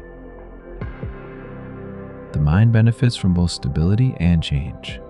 Routines create a base from which new experiences can be approached. Because certain parts of the day are already organized, attention can be used for learning, creativity, conversation, and exploration. The familiar carries some of the practical weight of living. Healthy routines also remain flexible. A sequence can be useful without becoming rigid. When circumstances change, the mind can revise the pattern. A different route can be learned. A new object can take the place of an old one. The order of actions can be adjusted. At first, the change may feel awkward because prediction still favors the older sequence. A hand reaches toward the former location of a cup. A person begins to turn along a route that is no longer used. The old pattern briefly appears before the new one is remembered. With repetition, the revised sequence becomes familiar in its turn. This ability to update routines prevents familiarity from becoming a fixed copy of the past. Repeated behavior can preserve continuity while still adapting to new needs. Each routine is therefore both a memory and an expectation. It carries traces of earlier actions and prepares the next action to occur. It connects place with movement, one moment with another, and the present day with many similar days before it. As routines settle into the background, they begin to shape preference and comfort in ways that are not always easy to notice. A particular order, rhythm, or arrangement may simply feel right because it has become the form through which experience usually flows. What feels right is often shaped by what has become ordinary. The arrangement of a room, the rhythm of a sentence, the flavor of a familiar meal, or the order of a repeated task may seem naturally pleasing. Yet some of this naturalness has been learned through exposure. The pattern feels appropriate partly because the mind has met it many times and can process it without difficulty. This influence reaches beyond personal routines. Every culture contains repeated forms, common gestures, conversational rhythms, ways of arranging spaces, familiar foods, musical patterns, and expectations about how ordinary interactions unfold. People absorb these regularities gradually, often without formal instruction. A pause in conversation may feel comfortably brief in one setting and unusually long in another. A certain distance between speakers may feel normal to one person, and too close or too distant to someone with different experience. Neither response needs to be consciously chosen. Repetition has shaped what the nervous system expects. Language offers one of the clearest examples. A fluent speaker does not usually examine every sound separately. Familiar sequences of sounds are grouped into words, and familiar words are organized into meaningful phrases. The mind predicts likely continuations, notices grammatical patterns, and interprets meaning with remarkable speed. This ease is built through countless encounters. A young learner may hear a phrase many times before fully understanding its structure. Gradually, the sequence becomes recognizable. Its sounds belong together. Its meaning becomes easier to retrieve, and its use begins to feel natural. In a language that is not yet familiar, the same process requires more effort. Speech may seem fast because the boundaries between words are difficult to detect. Attention must remain close to pronunciation, vocabulary, and sentence structure.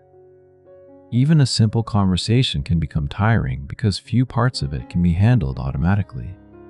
With continued exposure, the stream of speech begins to separate into known patterns.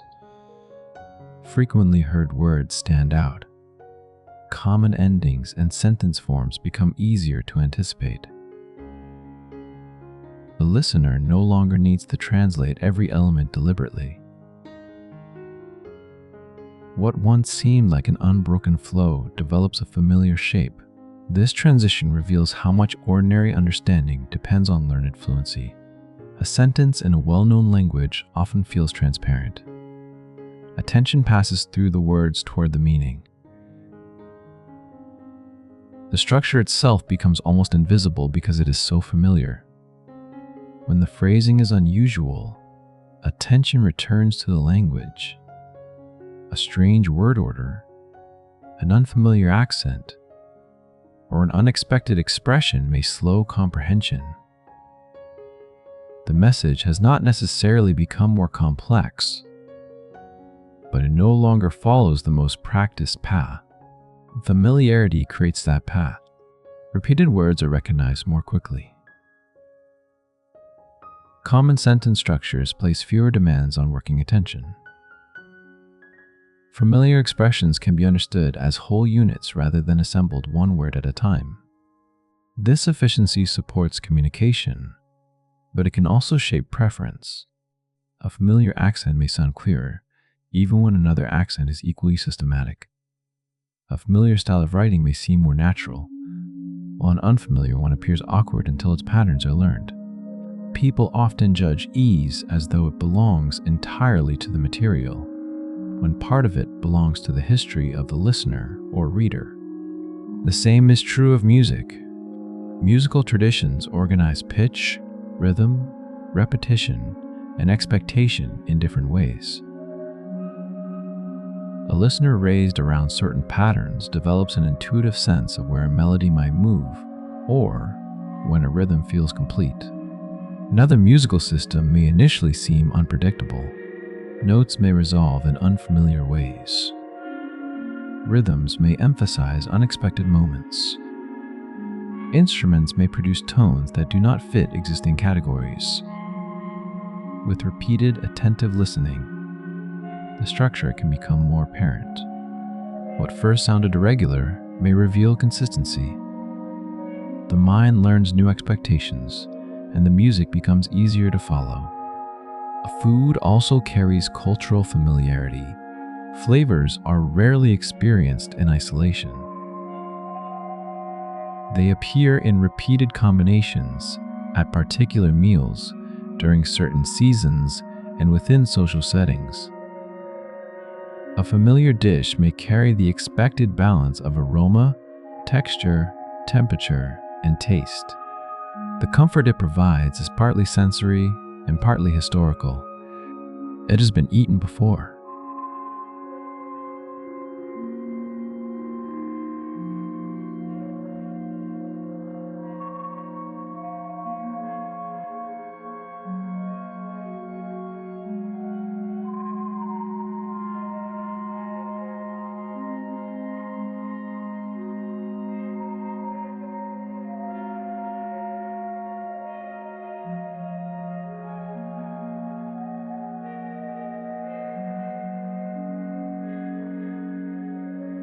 An unfamiliar flavor asks for a different kind of attention. The mind tries to identify, compare it with known tastes, and decide whether it is pleasant or potentially harmful.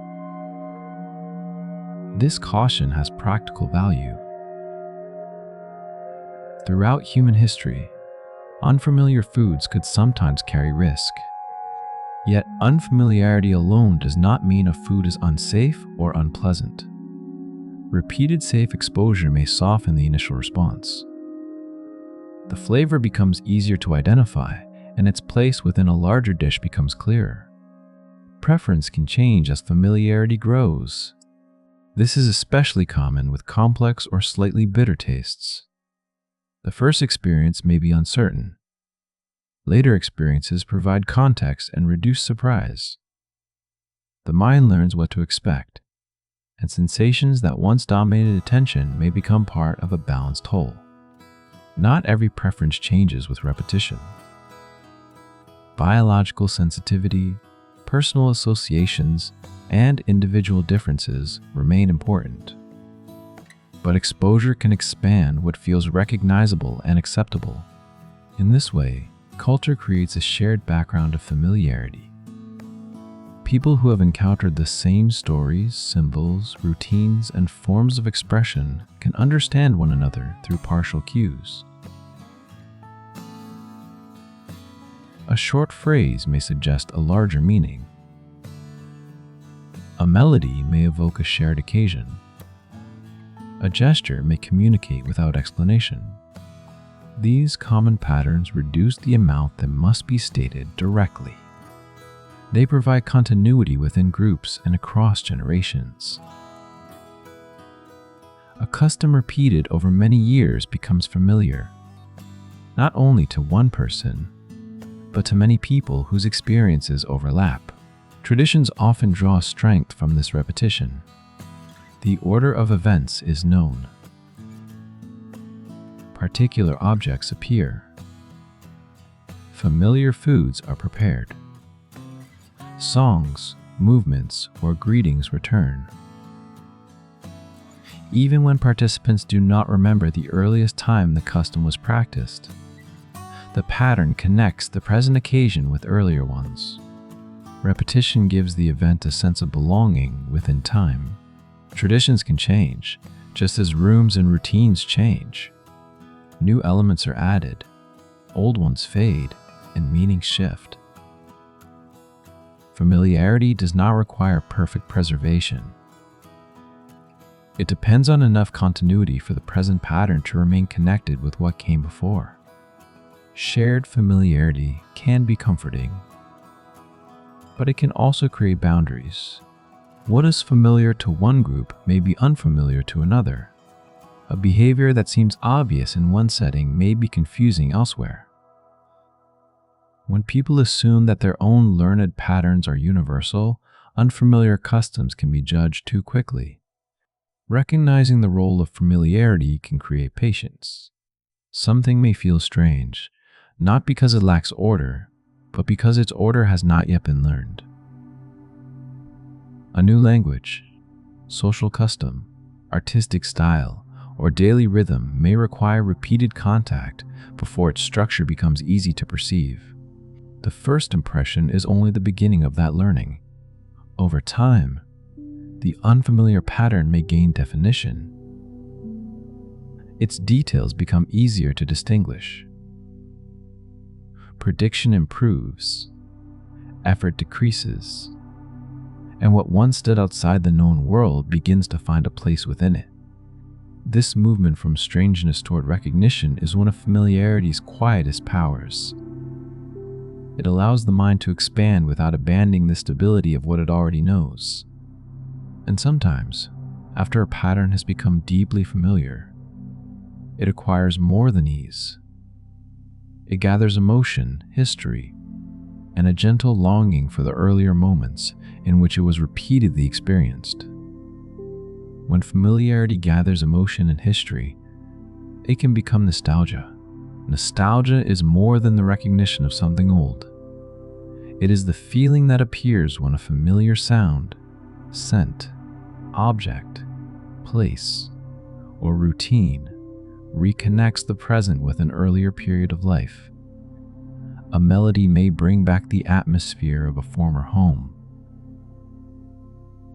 The smell of a particular meal may restore the feeling of a season long past.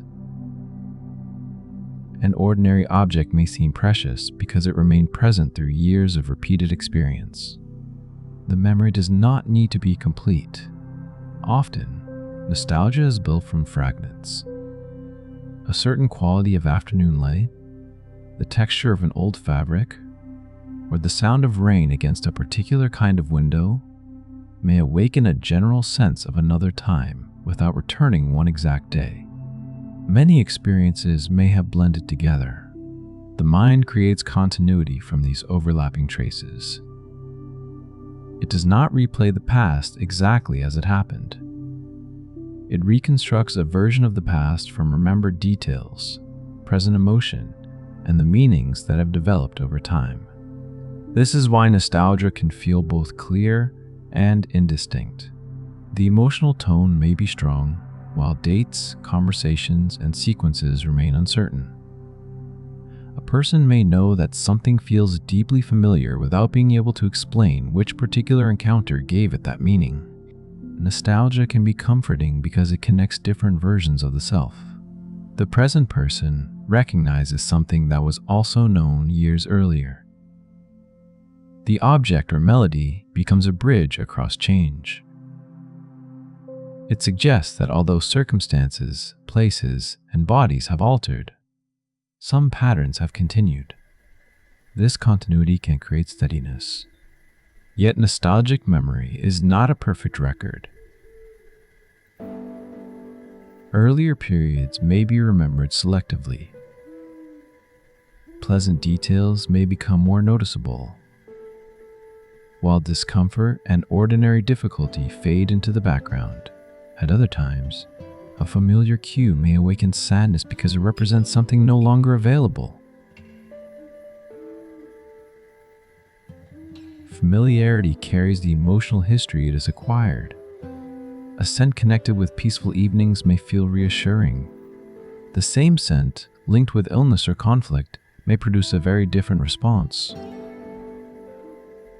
Repetition strengthens the connection, but it does not determine whether that connection will be warm, neutral, or uneasy. Sometimes, familiarity appears where no clear history can be found. A new scene may suddenly feel as though it has already occurred. A room entered for the first time seems briefly known. A conversation appears to follow a pattern remembered from somewhere else, even though no matching event can be identified. This experience is commonly called déjà vu. It is usually brief. The present moment feels familiar, while the person also understands that the situation is new. The two signals do not agree. Knowledge says that the event is happening for the first time, but the feeling of recognition says otherwise. Scientists have proposed several possible explanations for this mismatch. It may sometimes arise when features of a new situation resemble an earlier experience that cannot be consciously retrieved. A layout, rhythm, or sequence may match a stored pattern closely enough to produce familiarity without revealing its source. Other explanations suggest that a temporary difference in the timing of memory and perception may contribute. Research continues, and no single account explains every experience. For most people, occasional déjà vu is a normal and harmless event. It reminds us that familiarity is a signal rather than proof. The brain estimates whether the present resembles the past, and like every rapid judgment, that estimate can sometimes be mistaken. False familiarity can appear in less unusual ways as well. A name may seem known because it resembles another name. A face may feel familiar because it shares features with several people previously encountered. A statement heard many times may seem true because it has become easy to process.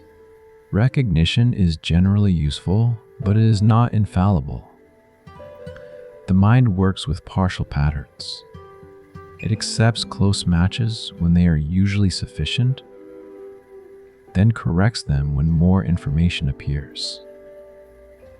This efficiency allows daily life to move smoothly, though it occasionally creates errors.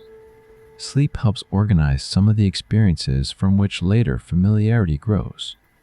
During sleep, the brain continues processes involved in stabilizing and reorganizing memory.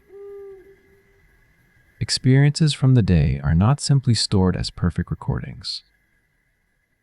Some connections are strengthened, some details weaken, and new information becomes linked with existing knowledge. This is one reason material encountered repeatedly across several days may become more familiar. Each new exposure adds another trace, while periods of sleep may help make parts of the learning more stable. A newly learned route can feel easier after repeated journeys. A melody becomes more recognizable.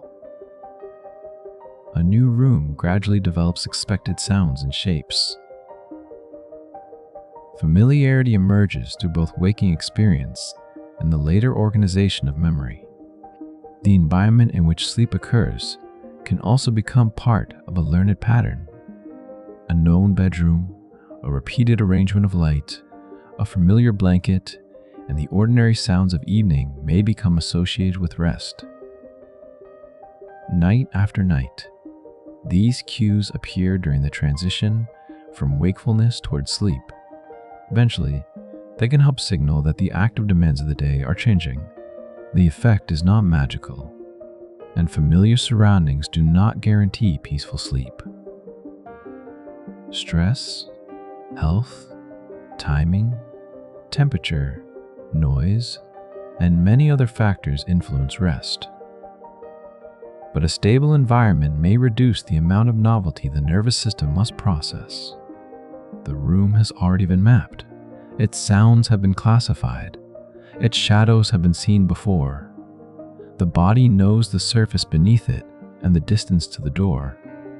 There are fewer new questions to answer. Across a lifetime, familiarity performs the same quiet work on a much larger scale. Homes change. Voices age.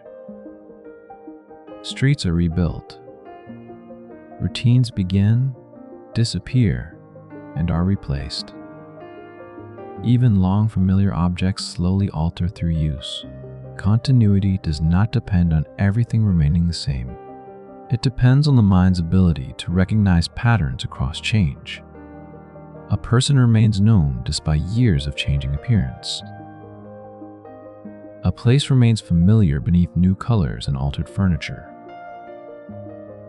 A tradition continues even as each occasion differs from the last. Familiarity connects these versions. It tells the mind that the present has roots. This moment is not separate from every earlier moment. It belongs to an ongoing pattern of rooms entered, voices heard, paths traveled, and ordinary actions repeated. Still, the unfamiliar also has value. Novelty draws attention, encourages learning, and expands the collection of patterns the brain can recognize. Without unfamiliar experience, there would be little curiosity and fewer opportunities for growth. Familiarity and novelty are not enemies. The familiar provides a stable background from which the new can be approached. The new, when encountered safely and repeatedly, can gradually become familiar. The boundary between them is always moving. Every well-known place was once entered for the first time. Every comforting melody was once unheard. Every trusted voice was once unknown. Through attention, repetition, memory, and time, the strange becomes recognizable. Recognition becomes expectation. Expectation becomes ease, and from countless small experiences of meeting the same world again, the mind creates a quiet sense of continuity, the gentle knowledge that much has changed. Much will continue to change, and yet some patterns remain familiar enough to help the present feel like home.